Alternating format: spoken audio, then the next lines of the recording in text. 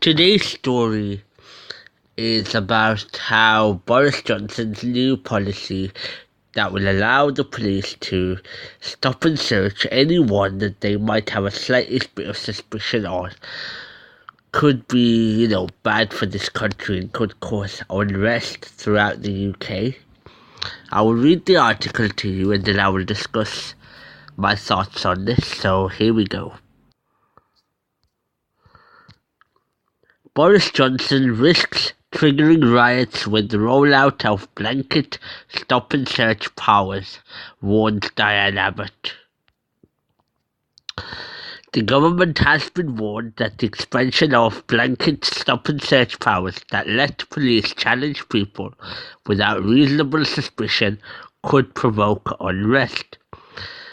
Over 8,000 officers will now be able to impose Section 60 laws on areas where they think violence could break out after Boris Johnson lifted restrictions on their use.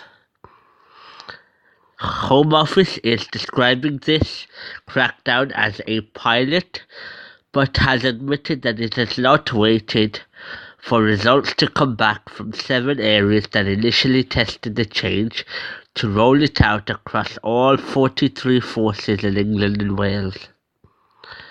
Diane Abbott, who is the Labour's Shadow Home Secretary, has said history has taught the Tories nothing. Extending Section 60 powers over the summer is a tried and tested recipe for unrest, not violence and reduction. This draconian approach shows that Mr. Johnson's government has no real plans to invest in policing or a public health approach to tackling violent crime. They have opted to appear tough instead of dealing with the root causes of crime. Evidence-based stop and search will always be a vital tool in preventing crime, but random stops have only poisoned police-community relations. This move is part of a raft of right-wing justice policies announced by Mr. Boris Johnson's new government amid speculation that a snap general election could be rolled out over a no-deal Brexit. The Prime Minister has also promised 10,000 additional prison places, a new jail, longer sentences, new laws on knives and acid, and 20,000 more police officers. Priti Patel claimed that the enhanced powers would help stop a knife crime epidemic in Britain. Police chiefs are clear. Stop and search is a vital tool in combating scourge of serious violence and keeping people safe, the Home Secretary added. I am giving them my full support and more police authority to approve stop and search to halt this terrible crime in its tracks. Senior police officers have consistently argued that stop and search reduces violence and takes weapons off the streets, pointing to an increase in knife crime after Theresa May tightened rules in 2014. Metropolitan Police Commissioner Cressida Dick has said increased searches has seen significant results in London, while announcing a 15% fall in knife crime injuries under 25s. But researchers have questioned evidence of a link, with a recent study finding that stop and search does not significantly reduce knife crime and hinders policing by having a detrimental effect on community relations. A report said a Home Office study of targeted weapon searches in London found no statistically significant reduction in crime, and College of Policing research looking at 10 years of Metropolitan Police data found only a weak relationship between stop and search and overall levels of the type of crimes the practice aims to reduce. Jonathan Hines, who campaigns against misuse of stop and search, questioned the evidence behind the expansion of Section 60 powers. He quotes, "My question is it going to be that effective, and how transparent are the results going to be?" He said this at a BBC Radio 5 Live. He carries on to say, "The increase in stop and search is going to hit a particular demographic. What will happen is what happened in 2011. If they are not monitored and held to account on who they are using this power against, you are going to get a worse result." That's the end of his quotation. He's saying, "Riots started in London in 2011 when Mr. Johnson was mayor, and spread to other English cities after the fatal police shooting of a black man ignited wider community tensions.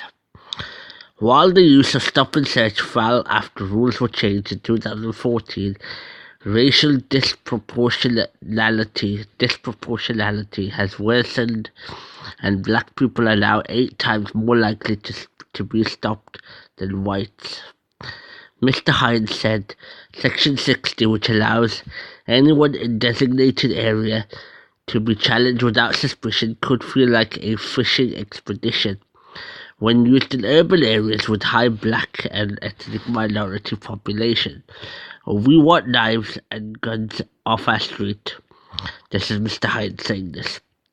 "Target them and the people who are really out there doing destructive things," he said. You are only going to do that by working with community, not by isolating good people." Mr. Hines said that the government had to tackle mental health among young people and the cause of children being drawn into gangs rather than using reactionary enforcement powers. This is quite a long article. Stop and search is just a soundbite. The reality is, it does nothing to stop the violence on our street. Let's just give the same police more money to use more of the same tactics that are not working and see if we get a different result. It just does not make any sense. The change means that low-ranked officers can impose Section 60 over a longer period and only have to believe that serious violence may rather than will occur. The Home Office said that police forces will be required to record data around stop and search and monitor its fair and proper use. The College of Policing is currently consulting new guidance for forces on community engagement around stop and search. John Apter, Chair of Police Federation of England and Wales, said officers would attempt to carry out searches in a professional and dignified way. Being stopped and searched is not a nice experience. I accept that and I understand it's contentious, he added. The National Police Chiefs Council said that power was necessary to tackle violence and prevent attacks. Deputy Chief Constable Adrian Hanstock, who is the lead for Stop and Search, said everyday officers across the country seize horrifying weapons and are preventing further injuries and deaths by using their stop and search powers. Section 60 powers to stop and search anyone within a designated area can be extremely effective when there have been violent incidents and police commanders believe there is a high risk of further violence occurring. Okay, so that's the end of the article, and here's my thoughts. What the hell are you doing, government? I mean, think about it. There's 2 ways of looking at stop and search in general, right? On the one hand, it may be a good thing because you will find certain people who are carrying guns, who are carrying knives, and there are instances where stop and search is needed, and you will be able to find some weapons on certain people that you target. But what about the large majority of people who might not have weapons and are just searched based on what they look like? I mean, what type of people are you going to target? Are you going to target people who have brown skin, people who have a beard, people who wear a turban, people who wear hoodies? I mean, who are you going to target? And what this article mentions about the incident in 2011. I mean, we all saw what happened then. I mean, there were riots all across London and in Birmingham, and families could not get out of the house, and people were attacked. I can see that happening again, because there are police officers who are going to misuse their power, and they might shoot another black person or somebody of an ethnic minority. They might shoot a Muslim lad or a Sikh lad, and that's going to cause more violence. And I can see history repeating itself, so I would urge the government not to do this. Again, if you've got reasonable doubt that this person should be stopped and searched, by all means do it. I mean, the article is saying that this is for designated areas. What if you're just happening to pass by that area? What if you don't live there? Are you still going to be stopped and searched? Are you still going to be, harassed by the police if you just tiny bit look suspicious and they're going to just jump on you? Should that be acceptable? I mean, the article says that, this is more of a putting a plaster on the issue. I mean, and I think it is, I think the government is trying to look tough without having to actually do anything, And it's not right. It definitely will weaken relations between the public and the police. I mean, trust in the police is going to go so far down that, it might be impossible to rebuild in the future. I mean, you're not going to target, you might not target people with disabilities. So what if the same people who are carrying knives, who are carrying guns, pretend to be disabled? Then what would you do? There are, the more police that become aware of all of this, the more criminals. They always try to stay one step ahead of the police. So I can't see this going down well in any type of situation that you see. Are you going to target women in burqas? Can somebody hide in a burqa and smuggle their knives and their guns? Can somebody do that? There's going to be loads of ways for people to con the police, and it's going to be the general public who end up paying the price, as what this article is indicating to. And the Home Office admitted that they've already tried it in 7 areas, but they haven't even waited for the results to come back. I mean, don't you think you should wait for the results to come back? What are they trying to hide? Do they know that this is not going to work? Is this just a case of looking tough without having to actually do anything? I mean, what we need in this in this country, in the UK, is more police officers, better training, more awareness in gang violence, more ways for young people to protect themselves. Let's have community clubs. Let's not separate communities, but let's join communities together. Create more after-school clubs. Keep kids off the street.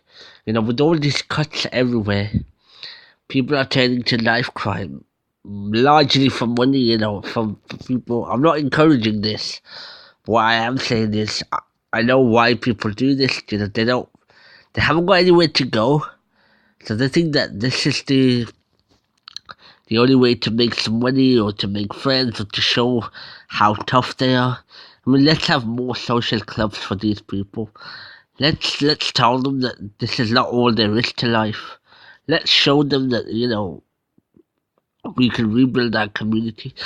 Because if the police stop and search random people who are proven innocent, who are not carrying anything, they're going to hate the police, and they might end up retaliating to the police. They might end up in reality carrying knives and guns, because they're going to think, oh well, I've already been stopped and searched once, the police doesn't like me, the government doesn't like me, so why don't I just carry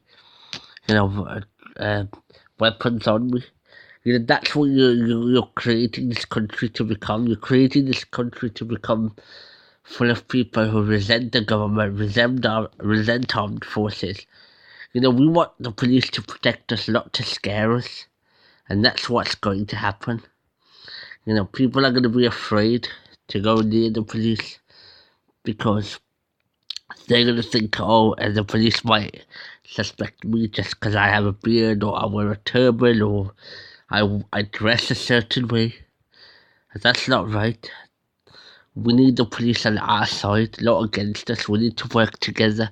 The community can only be as strong as the people that are in the community. If the people are scared, not strong, then you are going to break down the community with such laws. And this is why I think that we should stop and search. Don't allow it to get big. Don't allow this to become a thing. And in terms of what I think should happen is, as I said, more police and more awareness in schools, more teaching in schools. That's what I think. Let our teachers tell kids that it's wrong to carry weapons around. I know that some will still do bad things regardless because it's in their nature, but for the large majority of people, they're just decent, hard-working people who are going to be targeted for no reason. And that's what I have a problem with. Instead of looking tough, let's do something about the root causes of violence. That's my biggest problem is I don't want innocent people caught up in this. I don't want innocent people to suffer just because a few bad people have decided to do stupid things with their life. So what do you guys think? Do you think stop and search is good? Do you think the police needs to be more aware? Do you think this is the good way of finding people who do carry knives and guns? What do you guys think? As I've said before, I think there are going to be rare instances where you will find weapons if you do stop and search but for overall, I think you're just going to target innocent people who are going to end up hating the police, and as a result, end up hating the government, and then lead to a life of crime because they feel that everyone has turned their back on them, so they might as well do something evil to retaliate, and that's how innocent people die. Innocent people will die because at the hands of either the police, the government, or people who have gone bad. So so stop the stop and search nonsense.